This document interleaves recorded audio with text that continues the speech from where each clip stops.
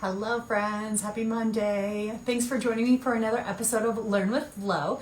I know everybody's probably in the throes of their holiday week and I hope everybody has a wonderful holiday season. But hopefully you guys can take a little lunch break with me today and dive on in because we have just a couple Mondays left in 2024 and I am so pumped to make the most of them because I have some really exciting content for us to dive into today. So today we really want to kind of take a little bit of a different turn, and this was inspired by, which most Learn with Lows are, inspired by some conversations I was having with some one-on-one patients in the last few weeks, specifically around the conversation of the different truths that you won't necessarily hear from your gynecologist when it comes to hormone imbalances and period problems, right? Now, let me just open this topic and conversation by saying that this is in no way like bashing our gynecological visits and the value that those bring to us. There is definitely 100% absolutely a space and a place for these professionals. Sometimes they just, like I said, feel like they're missing the mark for many women who are going in with menstrual cycle irregularities, a lot of hormonal issues, and not really feeling like they leave with a whole lot of options other than hormonal birth control. Let's just shut the systems up and let's just shut the hormones down and let's just move on, right? And for those individuals that don't necessarily want that type of solution, or they want to think more of, yeah, but why? Why am I having these period problems? And if I just take hormonal birth control, is that really fixing the problem or just kicking the can down the road and all of the same underlying inflammatory factors are still there? It's like, yes, they really are. So when we think about, like I said, the role that gynecologists play, they actually absolutely play a vital role in women's health. Many of them are absolutely incredible resources. I have a lot of them that I work with closely and refer patients to on a consistent basis. But the reality is that conventional medicine often operates within certain limitations, right? Sometimes that means that the root causes of our hormonal issues aren't fully addressed. So that's where functional medicine dives in. That's where my type of coaching philosophy and training, forming my practice with the low down really comes from, and the passion comes from, and being able to fill this gap for a lot of women, right? So let's just kind of dive in with the first segment. I really want to talk about is more just the conventional approach to hormonal health in the first place. So let's just start by kind of outlining maybe the typical experience that women might feel or experience from a typical OBGYN visit, right, for hormone related concerns. So let's say they go in because maybe their menstrual cycles are irregular, or they're struggling with painful period symptoms, they're struggling with PMS symptoms that feel like they're taking over their life. Maybe they have hormonal acne or they have migraines, they're struggling with night sweats, they're struggling with anxiousness, right? A lot of these things that might bring somebody to their conventional gynecologist to begin with, really wanting some answers or wanting some solutions, right? At best, they want just some testing, right? They're like, can you run some hormone panels for me? Can you help discuss with me like what's going on and why am I experiencing what I'm experiencing, right? So chances are what happens in that visit is you'll probably get a few questions about your symptoms, right? We're gonna maybe run some basic labs. Maybe not, because I've also seen quite a few, like I said, gynecologists who won't order hormone labs because they feel like they use things like, oh, your hormones change constantly, there's no sense in measuring them, or it won't tell us anything, right? It's like, so maybe you run some basic labs, maybe not. And then more than likely the solution that's going to be offered is going to be birth control, right? Or some sort of other painkillers to help you navigate through some of those menstrual cycle symptoms.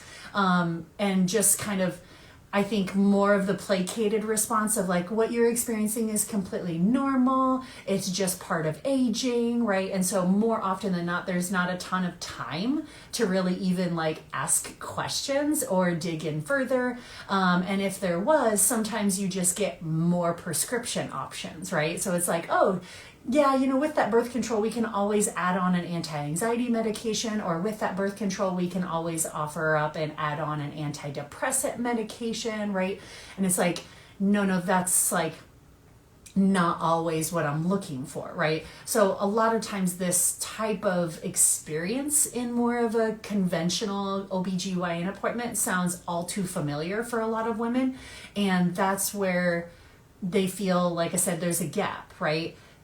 Here's the thing with that experience is, while these approaches like birth control or anti-anxiety medications, those types of things, or even like spirulactone to help with hormonal acne, like all of those things can help manage symptoms in the short term, no doubt, but they don't ever get to the root cause of anything, right? And let's be honest, it can feel very invalidating for women time and time again when we're told to just kind of like deal with it, right? Oh, it's just a normal part of being a female. It's a normal part of being in perimenopause, right? Which this can be a total side tangent, but I love me some awareness of like perimenopause, menopausal transition for women. Like, we need this in our life, no doubt. But can we stop blaming every single symptom out there for a woman that's in her 30s, starting in her 30s? I feel like any symptom is like, oh, you're in perimenopause. I'm like, guys, that's not like the only thing that we could just like blame everything. Because again, that feels very disempowering, because you tell a woman that and it's like, oh, but perimenopause is because of my age, and my age is something I can't control, right? I'm like, not every symptom that you experience beyond age 30 or 35 or 40 or 45 is perimenopause or menopause, right? That's not the only thing. That is a thing, and it is part of the conversation, but it's not the only thing, right? So I think sometimes we just get kind of thrown into that bucket. We get thrown like the typical or conventional treatment plans for that, which is birth control, right? Or certain OBs and practitioners also sometimes prescribe hormone replacement, but the hormone replacement that they describe is actually birth control. It's just labeled differently. It's still synthetic hormones, right? That's what they're giving you, is like, well, I don't know why you're experiencing what you're experiencing, and if you want the symptoms to go away, here's some synthetic hormones, right? And it's like, that's not what I'm asking for. I'm asking, can you help me dig to the underlying root causes, right? More than often, that's what a lot of individuals are looking for. Not everybody. Some people are like, doc, just give me a pill and let me get on with my life. But I think we're seeing a really big evolution in healthcare of individuals actually curious about a root cause, right? So this is where it kind of, like I said, it takes us away from more of that conventional experience, and women are leaving there feeling, like I said, kind of invalidated, dismissed, frustrated. They're told that their symptoms are just because of their age. It's a normal part of being a woman. I get all of your past, your mom dealt with it too, your aunts deal with it too, your grandma dealt with it too. So it's just like a rite of passage. And that whole, like I said, conventional experience feels very different than more of what I would call like a functional medicine perspective to someone with those same symptoms, right? So this is where myself at the Lowdown, I take a very different approach to this. Instead of just asking, well, what are your symptoms, right? Maybe it's those same symptoms of irregular menstrual cycles, painful periods, PMS or PMDD, mood changes, anxiousness, night sweats, hot flashes, brain fog, migraines, acne, right? It's like all of those symptoms, we inventory those symptoms, but then my question is why, right? What are those symptoms trying to tell us versus just like, what are the symptoms and what's a solution to just shut them off? So when we kind of ask that question of why, right? It's like, why are these symptoms happening? We start to really actually respect and understand the body, because hormones are not a standalone issue. They're not, right? Hormones are actually rarely the root cause of any issue, which will kind of floor a lot of people, because hormones are usually a downstream consequence of something happening upstream. Hormones are just going to be a follower, right? So there are often signals that something else in the body is out of balance. So we'll kind of get into this, but as an example, like, did you know that your gut health plays a huge role in your hormone regulation? So it's like, is it your hormones or is it your gut health? Especially if we're thinking of like thyroid based hormones, or the thyroid hormones involved like in infertility patterns, that plays a big role from your gut health, right? Or Did you know that your liver is actually responsible for detoxifying excess hormones, specifically estrogen, right? So it's like, is it endometriosis and fibroids and fibrocystic breasts and endless bleeding and heavy cycles? Or is it a liver detoxification issue, right?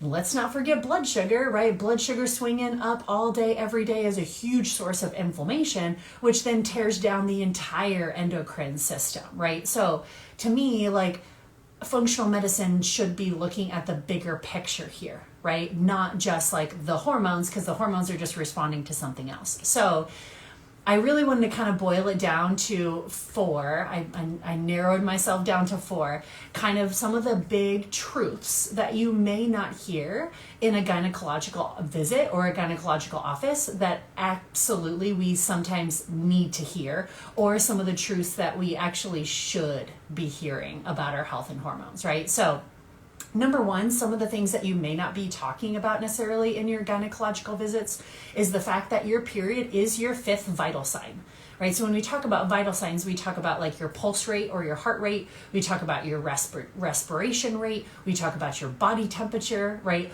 All of those things are what we call vital signs, right? Even the word vital in the English language, you're like, that sounds pretty important. I'm like, it's because it is, right? So the menstrual cycle being our fifth vital sign is something that is not just for fertility or having babies, right? We see many, many females that aren't even interested in adding to their family, and like their period is just as much a vital sign as any other time in their life, right? It's just as important as things like heart rate, body temperature, respiration rate, your blood pressure. And your menstrual cycle offers us some very, very valuable clues into your overall health as a whole, right? So irregular cycles or even absent menstrual cycles, that increases your risk of osteoporosis and cardiovascular disease, right? So we have a slew of women, especially starting as young as their like teens or early 20s, that are, like I said, put on hormonal birth control. They just don't have a period. They just don't have a cycle. They're like, this is great. This is awesome. Fantastic. And just so you know, being on hormonal birth control, and even if you have a bleed, that's not a menstrual cycle, right? Like that is just what called a withdrawal bleed. You did not ovulate to have that cycle, right? So that's what you're missing. You're missing the undulation of the natural female hormones that actually play into overall health, right? It's like that estrogen that you're missing out on is what's building your bones in your 20s and your 30s, so that in your 50s and 60s, you don't have osteoporosis, right? So it's like, and we'll talk about this a little bit more later too, but like every single ovulation cycle and every single period that we have in our 20s, 30s, 40s is like, it's a deposit.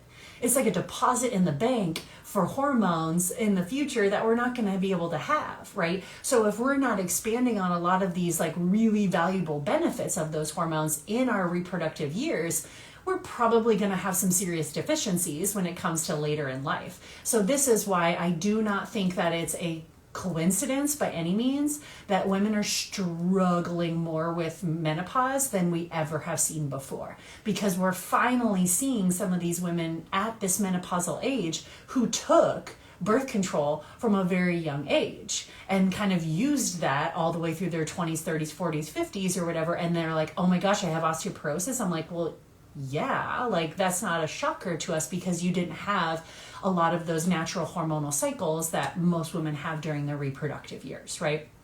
Your monthly bleed as well, I was talking to a patient about this today, that monthly bleed, that's part of our detox as women, right? Shedding of the menstrual blood. There's lots of like energetic medicine involved here. Not only is it sloughing the uterine lining and helping us slough out toxins and hormones, but also there's a big energetic, there's a spiritual connection here. There's an emotional connection to like ridding that menstrual blood every month, which is wild, I know, gets a little woo-woo and spiritual, but there's like a lot of energetic codes and a lot of benefit to that monthly bleed as well too. So your menstrual cycle is a fifth vital sign, so even if you don't hear about it in a gynecological appointment, I'm not saying that there isn't times and spaces that we need to like shut it off because things are not going well.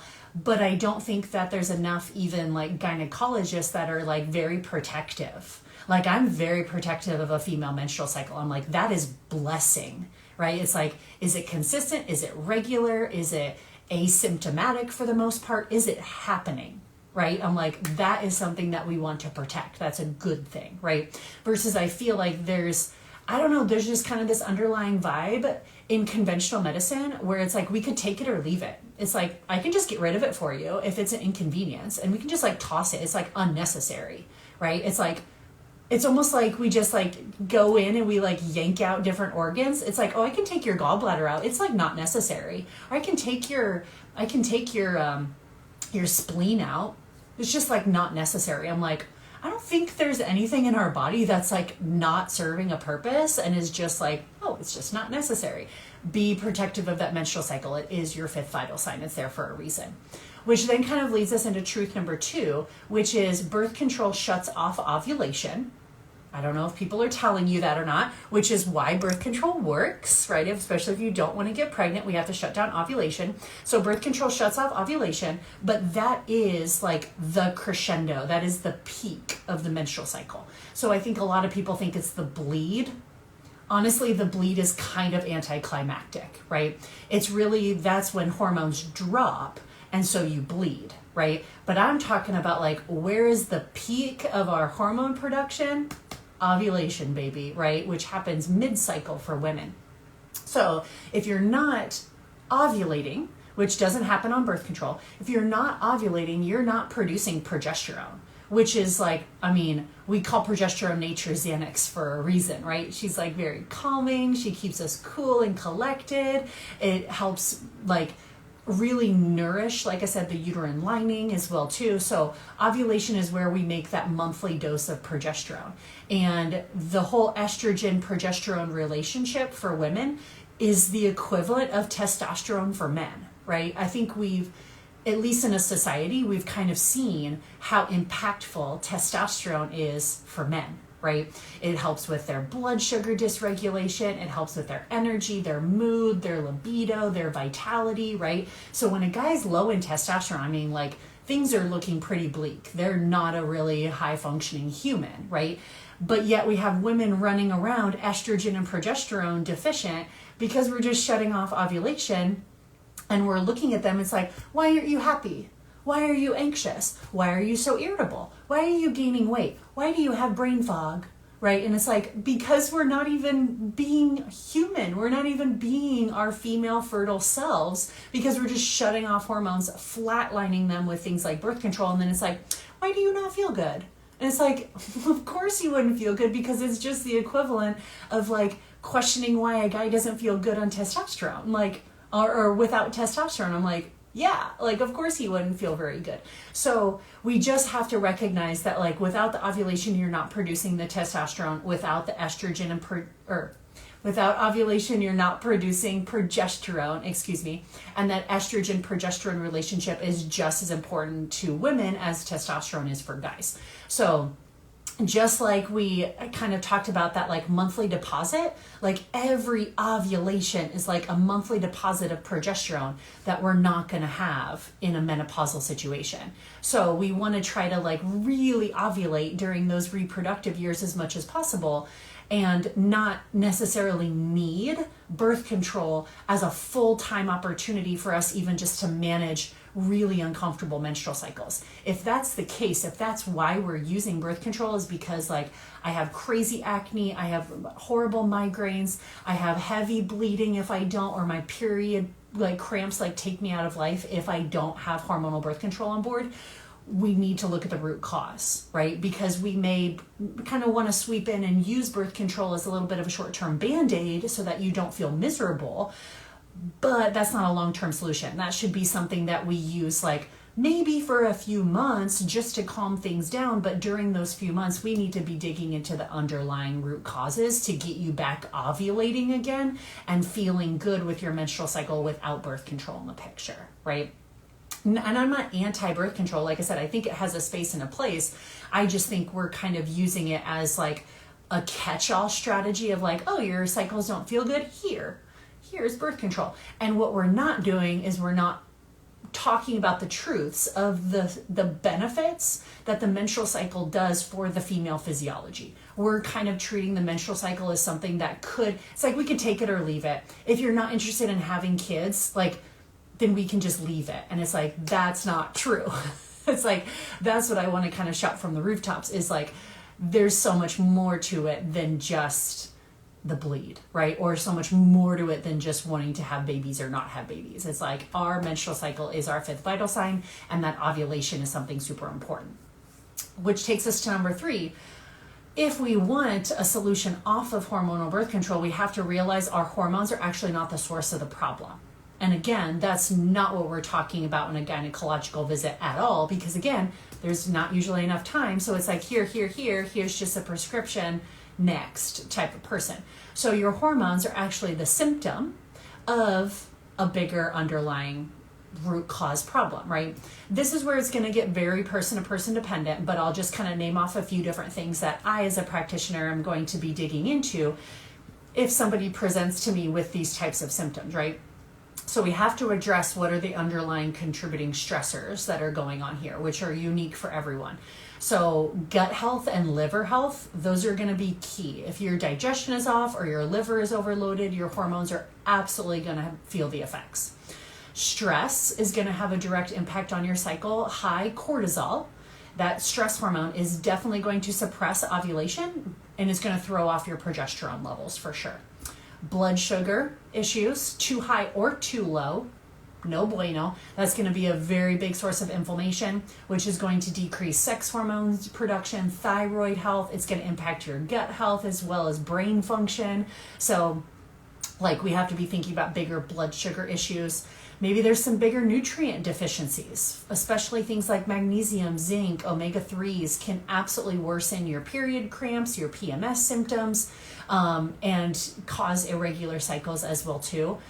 We also think about things like endocrine disrupting chemicals, which I know gets a little bit out there, but there's lots of different things that can disrupt our overall estrogen balance, things that we're exposing our bodies to as well too. So it's not, like I said, we can't just come in and like, oh, here's some synthetic hormones to just kind of like shut things down, quiet things, without understanding that eventually we're going to need to peel that back and really look at what are the underlying root cause factors, because that inflammation of whatever is causing the hormonal issues, it's still there, and your body will get your attention. I've used this analogy before, but say it's like a splash pad, like at a water park, you know, where there's like the little holes in the ground and you never know which geyser is going to kind of like pop the water up, but one of the geysers is going to pump the water up. What happens is, like I said, like period problems or like PMS or migraines, acne, like all these things are just individual geysers, and we like run over with like birth control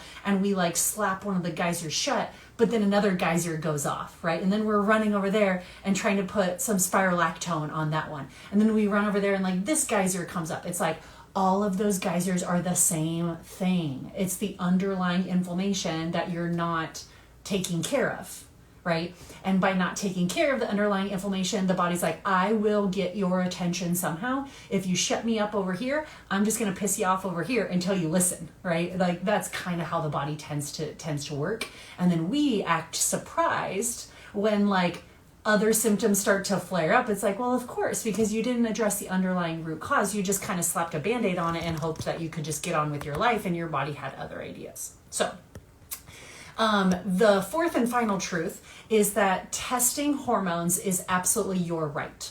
As a patient, I think that this is something to where like you should not be gaslit in your gynecologist's office to think that your hormones are too complicated or think that your hormones change too much in order for us to test them. Blood work can be helpful. I tend to run more in-depth testing than just blood work if I'm curious about somebody's hormones, but it can be very, very validating to kind of see what's happening with the hormones. Just recognize that we can test your hormones and it will tell us like kind of what is off. It does not tell us why, right? So just be aware of that. Testing, I think, is your right. You should have it. You should be able to advocate for it. You should absolutely be able to get it. If you're not getting that, then see me so that I will run these tests for you. You absolutely have a right to whatever information or labs you deem necessary, but also know that testing them gives us the what, but not the why. Okay, and the why is what's really important. So thinking about, like I said, like actionable steps from this going forward is we've kind of, like I said, taken the approach of like, what is the conventional medicine feel of going into like a gynecological visit versus more of, like I said, my functional medicine kind of mindset around this. And so looking at them side by side, obviously you have to determine for yourself of what avenue feels best for you. If you are kind of one of those like, no, I just want to kind of quick fix it and get on with my life, then the conventional medicine gynecological visit is going to be perfect for you. If that's not really where your mindset's at and you want to be more of a root cause minded solution, or you don't want just inflammation to pop up in random geysers for the rest of your life, then you're probably a little bit more like me and more functional minded, right? So actionable steps, if you're not already, track your symptoms. Track them, right? Track your symptoms, track your cycles. That is something that's going to be very, very key. Awareness is going to be the first step. So the more information you come in to your practitioner with, like, I'm having migraines around ovulation, that is so helpful, right? Versus just like, I have migraines. It's like, okay, when do you have migraines? Do they correlate with certain times of your cycle, right? So track your symptoms, track your cycles. If you're not doing that already, like start yesterday for sure. Other big tools that I think are really helpful for you is thinking about from a nutrition aspect, learn how to eat in a way that supports blood sugar balance. This is exactly why I created my Master Your Metabolism Masterclass. It is there for you for instant download. I actually bundled my Master Your Metabolism Masterclass with 2 of my other courses for my Hormone Harmony Starter Bundle that I'm advertising through the end of the month on sale. So if you haven't already, grab your Hormone Harmony Starter Bundle because that is going to be an amazing place for you to start. Track your cycle, track your symptoms, start working on some of the foundational pieces to balance blood sugar, create a better relationship with food, and understand, like I said, how to get some of those starter things going forward. I am a big fan of some basic liver support. If you're someone that likes different teas, herbal tea varieties, dandelion tea, red raspberry leaf tea, spearmint teas, those can be very helpful for hormone stabilization. Not necessarily, like I said, a root cause fix, but those can be really helpful and impactful as well too. And then, like I said, get more advanced testing. Maybe it's just some basic blood work to kind of see what's going on, or even getting into more of the deeper why. Whether that's through, like, I tend to order more functional testing, right? Dutch testing, GI map testing, things like that as well too. So if you haven't already, make sure that you click the link in my bio, download your Hormone Harmony Starter Bundle today. It is on special through the end of the month. It is, like I said, ultra deal. I haven't ever bundled all of these together before and just offered it in one fell swoop. So you guys are, that is my gift, my holiday gift to you. So dive in, because that is, like I said, getting a really, really solid start on all of these types of proactive things that you can be doing to really actually address the root cause. So remember, like I said, the truths that maybe you aren't talking about in your gynecological visits. And if you, like I said, have any experiences to share, drop them in the comments, because I'm sure we can all kind of share those experiences and have better outcomes going forward. So have a wonderful holiday week, and we will see you guys next week for more Learn with Love Fun.